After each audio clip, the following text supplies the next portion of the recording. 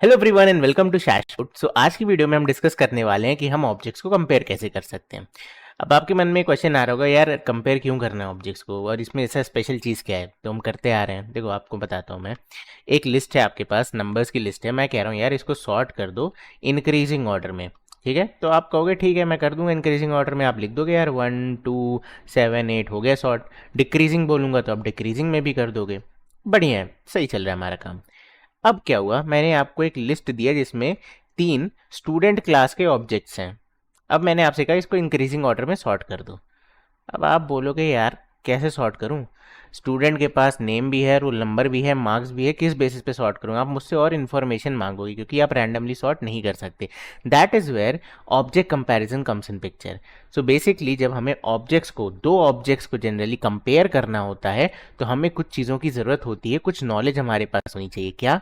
एक होता है आपका comparable interface, comparable interface, okay, and एक आपका होता है कंपैरेटर इंटरफेस, कंपैरेटर। ओके, तो ये दो इंटरफेसेस होते हैं, इनकी हेल्प से आप दो ऑब्जेक्ट्स को जावा के अंदर कंपेयर कर सकते हो, है ना। अब देखो यार इसमें नेम भी है, रोल नंबर भी है, किस बेसिस पे कंपेयर करोगे। तो इनकी हेल्प से आप किसी भी एक से कंपेयर भी कर सकते हो, कॉम्बिनेशन ऑफ 2 भी यूज़ कर सकते हो, कॉम्बिनेशन ऑफ 3 भी यूज़ कर सकते हो। मतलब ये बहुत ही स्ट्रॉन्ग यूज़ केस होता है ना। अभी आपको लग रहा होगा कि इसका क्या ही मतलब है, लेकिन जब आप एडवांस डेटा स्ट्रक्चर जैसे कि ट्री मैप पढ़ोगे या फिर प्रायोरिटी क्यू पढ़ोगे, जहाँ हम एक्चुअल में ऑब्जेक्ट्स को कंपेयर करते हैं, इधर हम कीज़ को कंपेयर करते हैं, इधर हम जो हमारे हीप में वैल्यूज़ पड़ी होती हैं उनको कंपेयर करते हैं, तब आपको पता चलेगा कि हाँ ग्रैनुअल लेवल पे एक ऑब्जेक्ट के पास मल्टीपल चीज़ें हैं तो कैसे एक दूसरे से डिपेंड होकर सॉर्टिंग परफॉर्म हो जाती है। और ये बहुत ही इम्पॉर्टेंट कॉन्सेप्ट है, इसको आप बिल्कुल भी स्किप नहीं कर सकते हो। ओके, सो बिना कोई टाइम वेस्ट किए let's jump on to these two topics. तो सबसे पहले मैं आपको बता दूं कि ये दोनों ही आपके क्या है, इंटरफेसेस हैं। क्या है? इंटरफेस है। तो आपको पता है जब भी आप किसी इंटरफेस को इंप्लीमेंट करोगे तो आपको कुछ मेथड ओवरराइड करना पड़ता है। कंपेरेबल के केस में वो मेथड है कंपेयर टू। क्या है?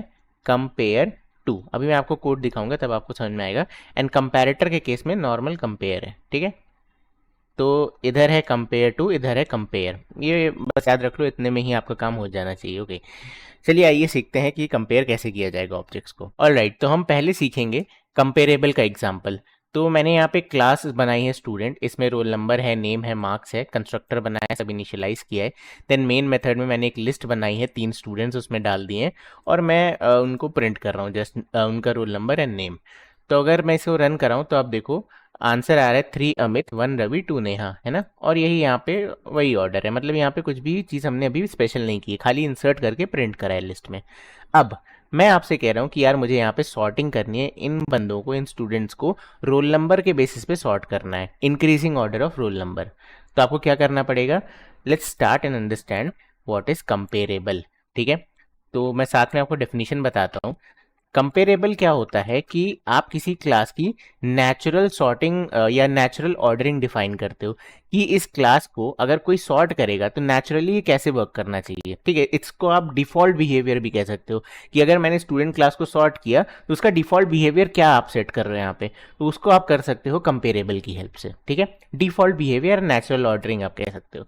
नेचुरल ऑर्डरिंग थोड़ा इंपॉर्टेंट टर्म है, मतलब ज़्यादा अच्छी जार्गन मानी जाएगी, बट डिफ़ॉल्ट सॉर्टिंग अगर आपको समझ नहीं आ रहा नेचुरल ऑर्डरिंग क्या है तो आप ऐसे भी समझ सकते हो। एनीवे, तो मैंने यहाँ पे क्या किया, कंपेरेबल इंटरफेस को इम्प्लीमेंट किया है। और क्योंकि मैंने एक इंटरफेस इम्प्लीमेंट किया है तो उसका मेथड मुझे ओवरराइड करना पड़ेगा। तो यहाँ पे बस हमें ज़्यादा नहीं, एक मेथड ओवरराइड करना है। तो पब्लिक इंट एंड यहाँ पे आ जाएगा आपका कंपेयर टू। ठीक है, एंड क्योंकि मैंने आपको जेनरिक्स पढ़ाया है और हमें ऊपर स्टूडेंट लिखा है तो मैं यहाँ पे लिख रहा हूँ स्टूडेंट। एंड ये कन्वेंशन ध्यान रखना। सो मैंने यहाँ पे दैट क्यों लिखा है, दैट मेरी अंडरस्टैंडिंग के लिए मैंने ऐसे ही समझा था और ये काफ़ी हेल्पफुल हो जाता है जब आप पहली बार इसको सीख रहे हो तो भी आपको अच्छे से समझ में आएगा। तो यहाँ पे आप देखो कर क्या रहे हो, आपने एक क्लास बनाई स्टूडेंट और आप कह रहे हो ये इंप्लीमेंट कर रहा है कंपेरेबल इंटरफेस को। मतलब एक ऑब्जेक्ट तो आपकी करंट हो गया, एक तो आपका करंट हो गया, यानी कि आप कह सकते हो एक बंदा आपका दिस हो गया एंड दूसरा बंदा आपका कौन हो गया, दैट हो गया। दिस कीवर्ड से हम करंट ऑब्जेक्ट गेट कर सकते हैं, राइट, ये मैंने आपको सिखाया हुआ है। तो दिस मतलब करंट ऑब्जेक्ट एंड दैट मतलब जिससे आप कंपेयर कर रहे हो। अब कंपेयर टू के कुछ रूल्स हैं और बहुत ही सिंपल रूल्स हैं। जब भी आप इस कंपेयर टू मेथड से कोई नेगेटिव नंबर रिटर्न करोगे, ठीक है, इट कैन बी -1, -100, -200, कोई भी नेगेटिव नंबर, तो यहाँ पे नो स्वैपिंग परफॉर्म हो जाएगी। जब भी आप कोई पॉजिटिव नंबर रिटर्न करोगे ठीक है, तो यहाँ पे क्या होगी, स्वैपिंग परफॉर्म होगी। और जब आप 0 रिटर्न करोगे इसका मतलब है ये दो ऑब्जेक्ट्स क्या हैं, इक्वल हैं, ऑब्जेक्ट्स आर इक्वल। इस केस में जो भी सॉर्टिंग एल्गोरिथम अंडरलाइंग है वो अपने हिसाब से इसको अरेंज करेगी। जैसा कि जावा के अंदर जब आप कॉल करोगे collections.sort वगैरह वगैरह, तो वो टिम सॉर्ट को कॉल करता है। अब टिम सॉर्ट क्या होता है तो जब हम डीएसए के लेक्चर्स में जाएंगे तब आपको सिखाऊंगा। एनीवे, तो यहाँ पे देखते हैं, इस कंडीशन के अकॉर्डिंग चलते हैं। तो लेट्स से मेरी लिस्ट में, ठीक है, 3 चीज़ें हैं, ए बी एंड सी, ठीक है, 3 वैल्यूज हैं और मुझे इन्हें सॉर्ट करना है based upon their roll numbers. ये 3 मेरे पास स्टूडेंट हैं। आइडिया बड़ा सिंपल है, हम समझेंगे कैसे कि दो ऑब्जेक्ट जब कंपेयर हो रहा है तो ये रूल बस फॉलो करना है, ठीक है। तो वील से इफ दिस, ठीक है, दिस डॉट, किससे कंपेयर कर रहे हैं हम, रोल नंबर के बेसिस पे। अगर this dot roll number less than है दैट डॉट रोल नंबर के, ठीक है, तो दिस आपका करंट वैल्यू है एंड दैट आपकी न्यू वैल्यू। आप उन दोनों को कंपेयर कर रहे हो, आप कह रहे हो दिस का रोल नंबर दैट से छोटा है, तो क्या होगा, तो कुछ नहीं होना चाहिए, ये ऑलरेडी सॉर्टेड है, ये ऑलरेडी सही ऑर्डर में है, क्योंकि हम इंक्रीजिंग ऑर्डर में लिख रहे हैं। तो हम यहाँ पे इजिली लिख सकते हैं कि यार return -1, I don't want to swap, ठीक है। तो यहाँ पे मैं लिख देता हूँ नो स्वैप रिक्वायर्ड, ठीक है। एल्स, अब वैल्यू बराबर हो या फिर बड़ी हो, मुझे क्या करना होगा, उसे स्वैप करना होगा। तो मैंने लिख दिया कि यार एल्स वाले केस में जाके रिटर्न 1, आप जाके स्वैप कर दो इसको, ठीक है। तो यहाँ पे हमने कह दिया स्वैप, ओके। तो ये हमारा कंपेयर टू हमने इंप्लीमेंट कर दिया। -1 means no swap required and 1 means swap is required, ठीक है। अब नीचे आते हैं, मैंने -1 एंड 1 भेजा है, अगेन मैं फिर से कह रहा हूँ आप यहाँ पे 100 भेज दो, कोई फर्क नहीं पड़ेगा, ठीक है। बस ये है कि नेगेटिव नंबर के केस में नो स्वैप, पॉजिटिव के केस में स्वैप, एंड 0 आपका टिम सॉर्ट बिहेवियर जो भी होता है, okay. So now let's come here and से collections.sort, ठीक है, ये एक सॉर्ट मेथड है और मैं कह रहा हूँ इस लिस्ट पे आप सॉर्टिंग परफॉर्म कर दो, ठीक है। अभी ये लिस्ट आपकी कंपेरेबल है, तो जब मैं इसको रन कराऊंगा तो आप देखो आउटपुट क्या आएगा, 1 रवि, 2 नेहा, 3 अमित। तो ये सॉर्ट हो गया, कैसे था, 3 1 2 था एंड आपने रोल नंबर के बेसिस पे इसको सॉर्ट कर दिया, ठीक है। सो ये आपका क्या है, ये आपका कंपेरेबल इंटरफेस है। अब ये चीज बहुत इंपॉर्टेंट है जो मैंने आपको अभी सिखाई है, क्योंकि यही चीज आपके कंपैरेटर में भी काम आने वाली है। तब आप सोचोगे भैया फिर डिफरेंस क्या है, कंपेरेबल कंपैरेटर दो चीज क्यों रख रहे हैं। अगेन मैं फिर से बता रहा हूँ, कंपेरेबल आपका डिफॉल्ट या नेचुरल ऑर्डरिंग डिफाइन करता है कि अगर आप क्लास डिक्लेयर कर रहे हो तो उसी टाइम पे आप बता दो कि इसको कैसे कंपेयर करना है, ठीक है। जैसे मैं आपको सिंपल एग्जांपल देता हूँ, आपने स्टूडेंट क्लास बनाई, इन जनरल आप कह रहे हो कि स्टूडेंट जो है मेरा रोल नंबर के बेसिस पे सॉर्ट होना चाहिए। बट अब मान लो एग्जाम आ गया, ठीक है, और आप कह रहे हो यार हाईएस्ट मार्क्स वाले बंदे आ जाओ। तो अब आपने कहा कि हाईएस्ट मार्क्स वाला बंदा है, मतलब आपने सॉर्टिंग चेंज कर दी रोल नंबर से मार्क्स पे। तो ये डायनामिक है, ये नॉर्मल बिहेवियर नहीं है, ठीक है। कुछ लोग कह सकते हैं कि यार नेम के बेसिस पे सॉर्ट कर दो, कुछ लोग कह सकते हैं इंक्रीजिंग ऑर्डर ऑफ मार्क्स आ जाओ, कुछ लोग कह सकते हैं डिक्रीजिंग ऑर्डर ऑफ मार्क्स पे आ जाओ। तो ये क्या है, ये आपका कस्टम बिहेवियर है, ये आप खुद से चेंज कर रहे हो बार बार, आप अपने हिसाब से इसको चेंज कर सकते हो। तो ऐसे सिनेरियोस में हम क्या यूज करते हैं, कंपैरेटर। और कंपेरेबल क्या है कि डिफॉल्ट बिहेवियर क्या है, नेचुरल ऑर्डरिंग आप क्या देना चाहते हो, ठीक है, क्लियर। चलो ग्रेट। अच्छा, एक और चीज जो आपका कंपेरेबल इंटरफेस है वो कहाँ पे होता है, वो आपके java.lang पैकेज में होता है। अब मेरा एक क्वेश्चन है आपसे, मुझे बताओ कि मैंने यहाँ पे java.util पैकेज लिखा है तो ये lang मतलब कंपेरेबल एरर क्यों नहीं दे रहा है। अगर आपने मेरी डीएसए या जावा की प्लेलिस्ट देखी है तो आपको ये क्वेश्चन ऐसे आंसर कर देना चाहिए। नहीं कर पा रहे हो तो भाई रिवाइज करते रहो, नोट्स बनाते रहो, ठीक है, पढ़ते रहो। ओके, चलो आगे चलते हैं। चलो अब मैं तुम्हें कंपैरेटर के बारे में सिखाता हूँ। मैंने डेफिनेशन तो तुम्हें ऑलरेडी बता दी कि हम क्यों यूज करते हैं। बाय द वे ये java.util पैकेज में होता है, कंपैरेटर util पैकेज में होता है, ठीक है। तो अगेन मेरे पास एक क्लास स्टूडेंट है, मैंने कोई भी इंटरफेस अभी इंप्लीमेंट नहीं किया है, ये आपका main method as it is normal print कर रहा है। एक चीज मैं आपको यहाँ दिखाना चाहूंगा कि अभी देखो मैं क्या लिख रहा हूँ यहाँ पे, सेम वही चीज collections.sort, ठीक है, और मैं यहाँ पे दे दे रहा हूँ लिस्ट को, ठीक है। तो आप देखो मैंने ऊपर इंप्लीमेंट नहीं किया है मेरे इंटरफेस को, तो अभी जब मैं इसको रन कराऊंगा तो ये क्रैश हो जाएगा, ठीक है, यहाँ पे एरर आएगा। क्यों? क्योंकि ये वाला बंदा भी कंपेरेबल नहीं है। तो आपको क्या करना पड़ेगा, आपको यहाँ पे कस्टम कंपैरेटर देना होगा। इसी को कहते हैं हम डायनेमिक, या बाहर से कस्टम अपने हिसाब से दे सकते हो। तो मैं अब कहूंगा okay let me give you something, क्या देंगे, कंपैरेटर। अब उसके लिए मुझे क्या बनाना पड़ेगा, यहाँ पे कंपैरेटर बनाना पड़ेगा। So I will say class my custom comparator, comparator, ठीक है, and obviously it has to implement what, comparator interface, ठीक है। इस बार इसको कंपैरेटर इंप्लीमेंट करना पड़ेगा, एंड कैसा, स्टूडेंट का, ठीक है, क्योंकि हम चाहते हैं हम स्टूडेंट को कंपेयर करें।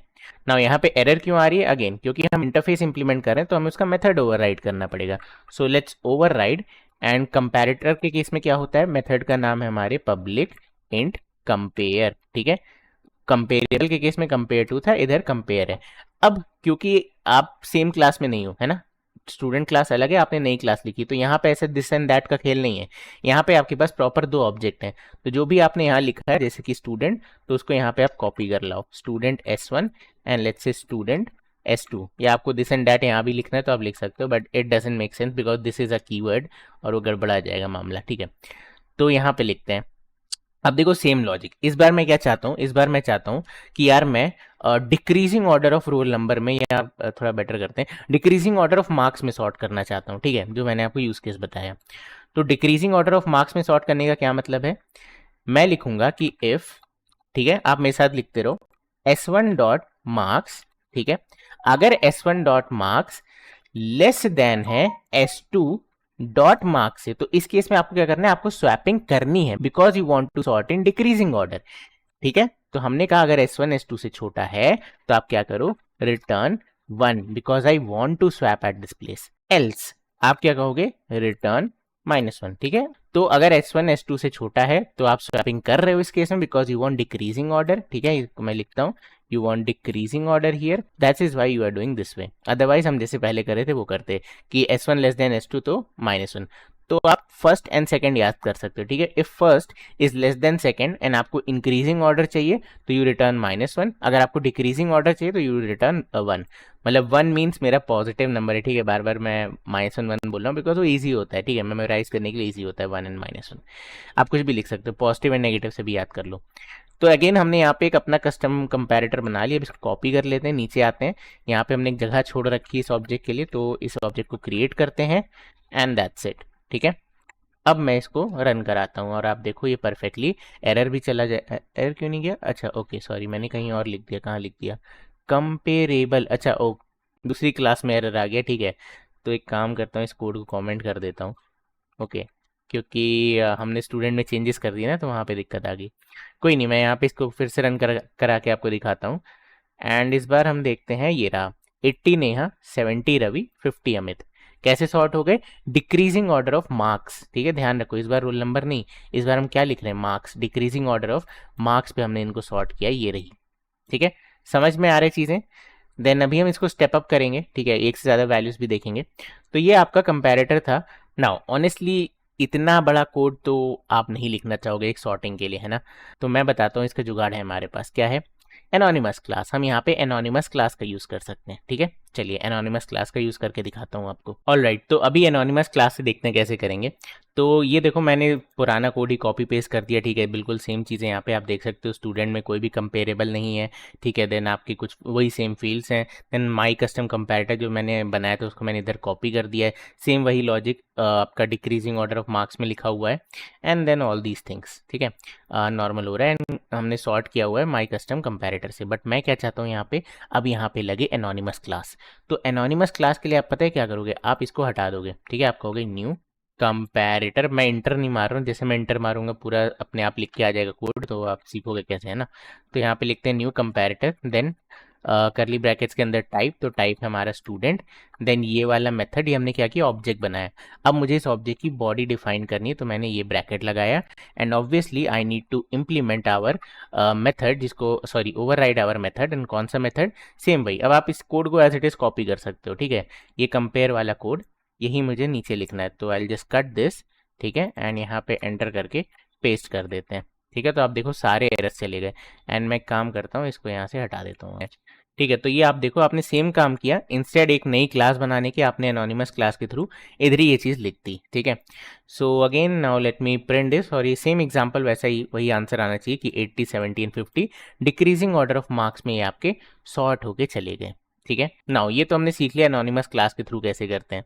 अब मैं आपको ट्रिक बताता हूँ माइनस वाली, ठीक है, बहुत ही बढ़िया बहुत ही प्यारी ट्रिक है, ठीक है। सो ब्रेस योर सेल्फ बिकॉज बहुत ही बढ़िया कॉन्सेप्ट आने वाला है। ओके सो मैंने यहाँ पे एक नई क्लास बनाई कंपैरेटिव ट्रिक, अभी मैंने वही पुरानी क्लास कॉपी की, आपको दिखा देता हूँ, student as it is, no comparable no comparator, ठीक है। देन आपके मेन मेथड में लिस्ट बनाई है, वही 3 स्टूडेंट्स को ऐड करते जा रहा हूँ, एंड देन यहाँ पे हमारा वही पुराना जो भी हमने देखा कंपैरेटर वाला एनोनिमस क्लास का इम्प्लीमेंटेशन, ठीक है। एंड आप नीचे आओगे तो मैं स्टूडेंट को बस प्रिंट कर रहा हूँ। नाउ मैं यहाँ पे आपको ट्रिक दिखाना चाह रहा हूँ, ठीक है। अब ये बहुत ही बढ़िया ट्रिक है एंड ये वर्क बहुत सही करती है। मैं आपको दिखाता हूँ, जब भी आपको डिक्रीजिंग ऑर्डर में सॉर्ट करना हो, ठीक है, एंड अज्यूमिंग हमारे फंक्शन में पैरामीटर्स कैसे पास्ड हैं, ये है आपका फर्स्ट, ठीक है, एंड ये है आपका सेकेंड। जब भी आपको डिक्रीजिंग ऑर्डर में सॉर्ट करना हो आप लिखोगे सेकेंड माइनस फर्स्ट। जब भी आपको इंक्रीजिंग ऑर्डर में सॉर्ट करना हो आप लिखोगे फर्स्ट फर्स्ट माइनस सेकेंड। तो ये ट्रिक से आपका काम हो जाएगा। जैसे मुझे यहाँ पे डिक्रीजिंग ऑर्डर ऑफ मार्क्स करना है तो मैं यहाँ पे रिटर्न वन या ये सब नहीं लिखूंगा, मैं डायरेक्टली क्या कहूँगा, मैं कहूँगा यार इसको कर दो, हटा दो, गायब कर दो यहाँ से। मुझे क्या चाहिए, डिक्रीजिंग ऑर्डर ऑफ मार्क्स में, ठीक है। तो मैं लिखूंगा return s2 dot marks minus s1 dot marks, ठीक है। वाई इट वर्क्स, ओके, मैं इसको कट कर लेता हूँ, पुराना कोड वापस लाके कमेंट कर देता हूँ ताकि आपको समझ में आएगा। नाउ ये जो मैंने ट्रिक लिखी है 100% वर्क करती है, जो ऊपर लिखा है वही यहाँ पे, both are exactly same. But ये कैसे हो रहा है, हाउ इज इट वर्किंग, ये इतना बॉयलर प्लेट कैसे कम हो गया एक लाइन से? बड़ा सिंपल है, आप देखो कुछ एग्जांपल लेके देख लो, आपको समझ में आ जाएगा। लेट्स से s1 की वैल्यू, s1 डॉट मार्क्स की वैल्यू, ठीक है, s1 डॉट मार्क्स की वैल्यू हम ले लेते हैं 10, कॉमा s2 डॉट मार्क्स की वैल्यू हम ले लेते हैं 7। तो मैंने s1 डॉट मार्क्स की वैल्यू 10 ले ली, s2 डॉट मार्क्स की वैल्यू 7 ले ली। अब s1 dot marks is less than s2 dot marks, is 10 less than 7, condition false. तो आप यहाँ पे आ जाओगे, आप रिटर्न कर जाओगे -1, नेगेटिव नंबर। इधर क्या होगा, 7 minus 10, s2 dot marks minus s1 dot marks, 7 minus 10 कितना आ रहा है, -3, नेगेटिव नंबर। कंडीशन सही हो गई कि नहीं हो गई? अब इसको स्वैप करके देख लेते हैं कि उल्टे में भी काम कर रहा है। लेट्स से ये 7 और ये 10, ठीक है। अब यहाँ पे क्या होगा, इस 7 लेस देन 10, कंडीशन ट्रू, क्या रिटर्न कर रहे हो, पॉजिटिव नंबर। यहाँ पे क्या लिखा है आपने, s2 माइनस s1, यानी कि 10 माइनस 7 क्या है, 3, अगेन एक पॉजिटिव नंबर। तो आप देखो बिल्कुल परफेक्टली अलाइन हो रहा है सिचुएशन से। So this is 100% equivalent to this. और ये ट्रिक है आपकी डिक्रीजिंग ऑर्डर के लिए second minus first and increasing order के लिए फर्स्ट माइनस सेकंड। ओके, तो चलो इसे रन कराता हूँ and you can see output हमारा एग्जैक्टली वही आया, decreasing order of roll number में सॉर्ट हो गया। समझ में आया? देखा कितना बढ़िया ट्रिक मैंने आपको सिखा दी। अगर आपको इंक्रीजिंग ऑर्डर में करना है तो आप क्या लिखोगे, you can just swap this s1 dot marks minus s2 dot marks. अब क्या होगा, इंक्रीजिंग ऑर्डर में सॉर्ट हो जाएगा, ठीक है। लेट्स रन दिस एंड ये देखो 50 70 80।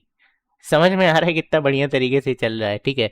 तो ये एक ट्रिक से आप काफ़ी सारा बॉयलर प्लेट कोड हटा सकते हो, तो इसको हटा देते हैं।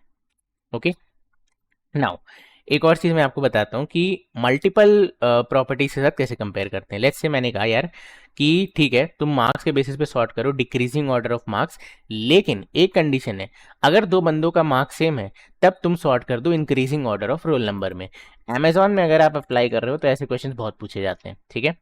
सो कंडीशन मैं यहाँ पे लिखा हूँ, कंडीशन क्या है, ओके। सो ये कंडीशन मैंने लिख दी कि sort in decreasing order of marks, if marks is same then sort in increasing order of roll number, ठीक है। तो अगेन इसको step by step break down करते हैं।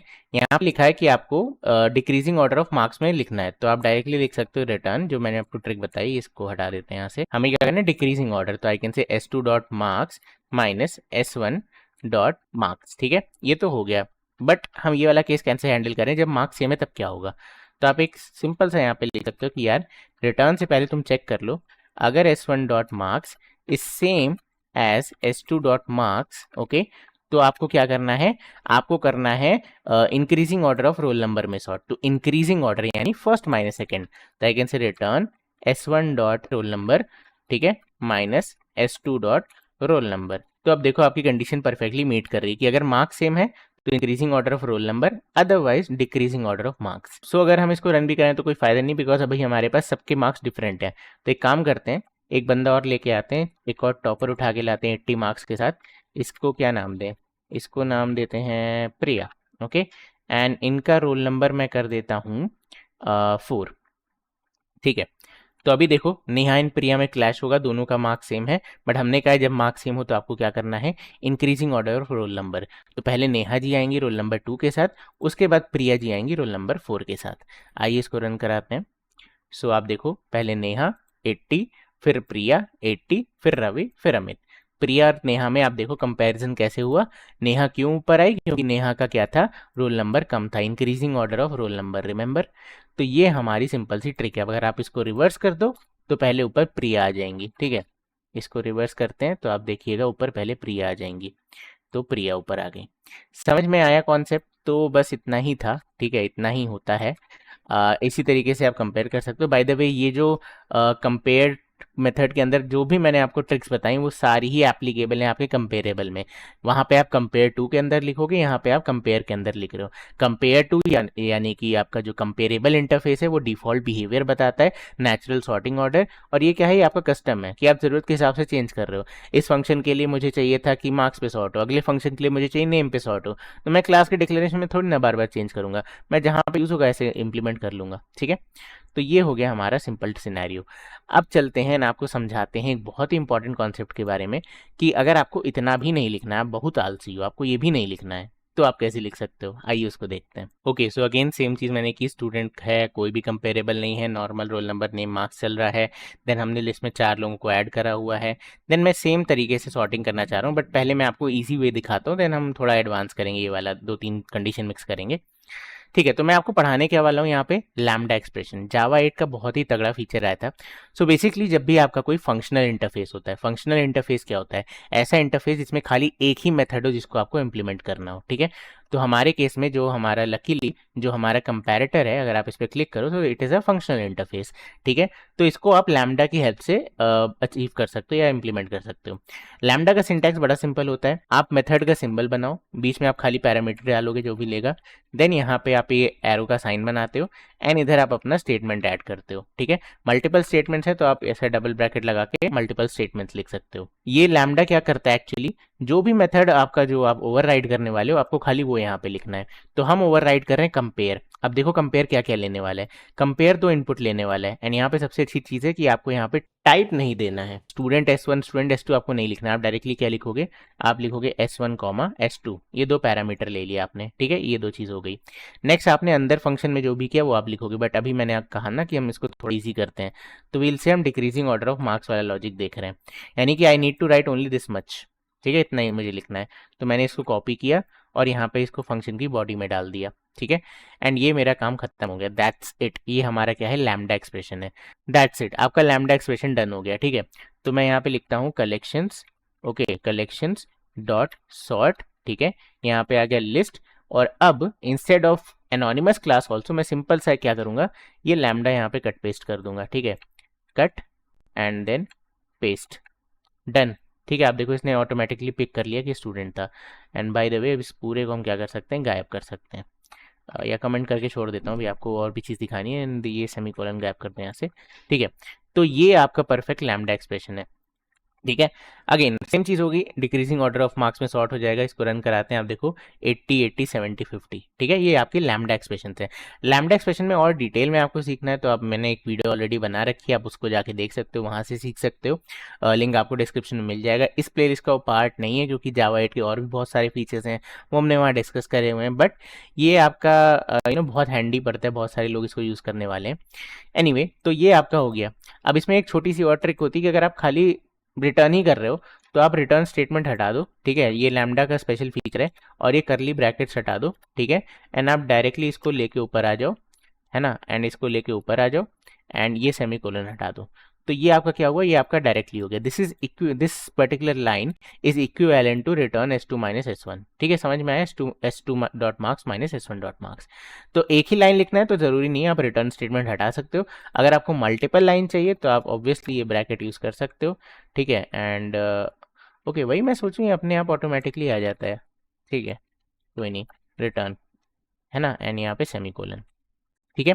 अब आइए थोड़ा सा टफ एग्जांपल देखते हैं, जो ये वाला था, मतलब हमारा ये वाला केस लिखना हो तो क्या करना है, कुछ टफ लग रहा है आपको, नहीं, सेम चीज़ मैं यहाँ पे कॉपी करने वाला हूँ, इसको उठा लो, ठीक है, इधर कर दो पेस्ट, एंड ये कमेंट्स हटा देते हैं। ऑल राइट, तो देखो मैंने सेम वही चीज़ करी कि यार अगर मार्क्स सेम है तो increasing order of roll number, otherwise decreasing order of marks में सॉर्ट कर दो। ये आपका लैम्डा एक्सप्रेशन चल रहा है, ठीक है। तो अब आपको एनोनिमस क्लास मतलब कंपैरेटर का सिंटैक्स भी लिखने की जरूरत नहीं है, आप डायरेक्टली लैम्डा एक्सप्रेशन यूज़ कर सकते हो। ओके, समझ में आया। तो ये हमारे लैम्डा एक्सप्रेशन थे। अगेन अगर ये हटा देता हूँ, ओके सो अब ये इसके भी यार बड़े सारे रूल्स होते हैं। आपको सारे रूल्स अभी सीखने की जरूरत नहीं है क्योंकि आप डीएसए सीखना चाह रहे हो, इतना मोर देन इनफ है। बट अगेन अगर आपको रूल्स सीखने हैं कि यार एक मेथड है तो ये ब्रैकेट्स भी हट जाएंगे, ठीक है, एंड देन एक भी मेथड नहीं है तो ब्रैकेट लगाना ज़रूरी है, तो वो सारे जो नॉर्मल सिंटैक्टिकल चीज़ें होती हैं वो आप जाके उस वीडियो से सीख सकते हो। But again I would say it is not very much required for you at the moment. जो आपके लिए ज़रूरी था वो मैंने आपको पढ़ा दिया। खाली इतना आपको पता होना चाहिए कि कोई भी फंक्शनल इंटरफेस है तो आप उसको लैंडा की हेल्प से उस मेथड को ओवरराइड कर सकते हो। ना आपको ओवरराइड कीवर्ड लगाना है, ना आपको मेथड का नाम लिखना है, ना आपको डेटा टाइप लगाना है। ये जो स्टूडेंट आपको दिख रहा है वीएस कोड ने लगाया, मैंने नहीं लिखा है, ठीक है। ये देखो S1 है खाली यहाँ पे, ठीक है, स्टूडेंट गायब हो जाएगा। सो या ये था आज के लेक्चर में। आई होप आपको आज की वीडियो पसंद आई होगी, बहुत इंसाइटफुल रही होगी आपके लिए। और अगर रही है, अगर आपको वीडियो पसंद आई है तो प्लीज़ इस वीडियो को लाइक करें, चैनल को सब्सक्राइब करें। मैं मिलता हूँ आपसे बहुत जल्द नेक्स्ट लेक्चर में। तब तक के लिए bye bye and take care.